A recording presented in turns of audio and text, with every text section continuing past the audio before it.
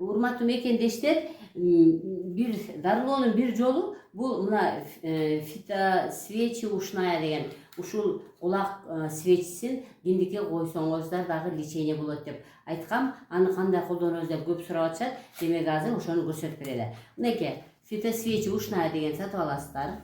Анан муну аласыздар, ичинде экөө болот. Мынакей экөө болот. Бирөөсүн алабыз. Мына көрдүңүздөрбү? Бул кадимгидей сигаретке окшош. Бул жагы кагаз, бул жагы мына неме воск.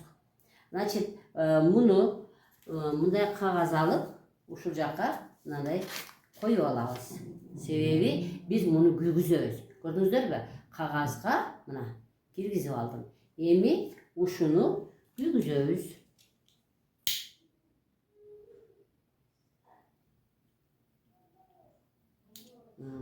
Мынакей. Эми ушуну мына киндикке коебуз. Мына көрдүңүздөрбү? Мына киндикке коюп турабыз. Эми бул кандай таасир берет? Ушул күйүп бүткүчө турасыздар.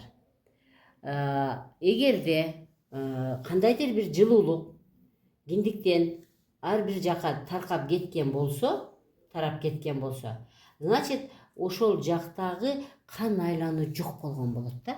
Жылуулук, биз жылуулукту бергенде кан айлануу жакшырат дагы, кан ошол жака агып баштайт.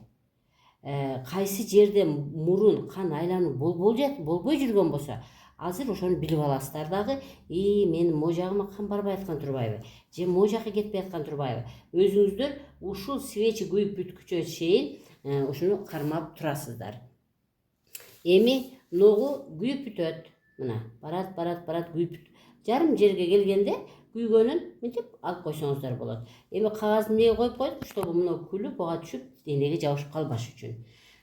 Фитосвечинин дарылык касиети ушул киндиктин неменин үстүнө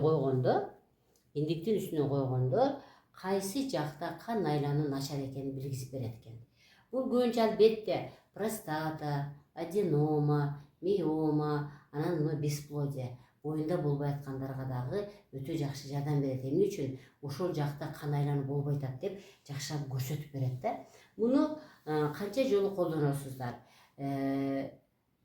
Жумасына 2 жолудан колдонуп койсоңуздар болот.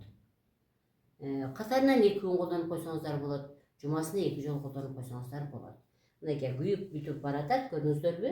Анан бул жарым жолго келгенде, бул жыглайын деп калса, муну күйүүгүн күлүн алып койсоңар дагы акырына чейин ошол күйүп бүткөнгө чейин кармап турасыздар. Мына ушуну албетте сөзсүз түрдө бир айда, 2 айда бир эстегенде, ушу 2-3 айда бирби, ошонун аралыгында жасап коюп туруңуздар.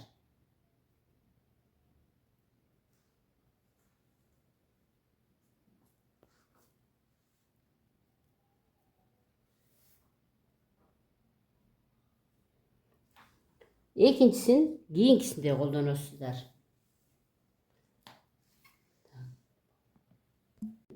Так, мына муну мынтип туруп алып койсо болот. Ой, сизге күйбөдүбү? Жок. Жакшы. Так. Урматтуу мекендештер, мына азыр биз сурайлы, кандай эмнени сездиңиз? Эмнени сезип атасыз?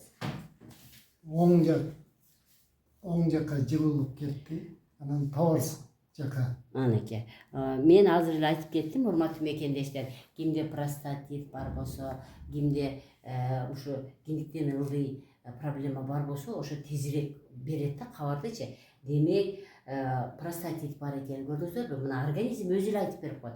Простатит бар экен. Оң жакка кеткен болсо, оң жактагы ичегилер көбүрөөк шамалдап, оң жакты көбүрөөк кысып турат. Ал деген сөз оң чатты кысып коюшу мүмкүн, оң бутта проблема чыгышы мүмкүн, оң колдо чыгышы мүмкүн. Көрдүңүздөрбү? Организмге кеткен оору кайсы жер ооруп атат, кайсы жерде проблема бар экенин өзү айтып коет экен. Так, оң жакка, анан ошо табарыш жакка кеткендей болду, Демек, сиз дагы үйдө ушул эстегенде бир айда 2 жолудан ушинтип жасап турсаңыз болот экен.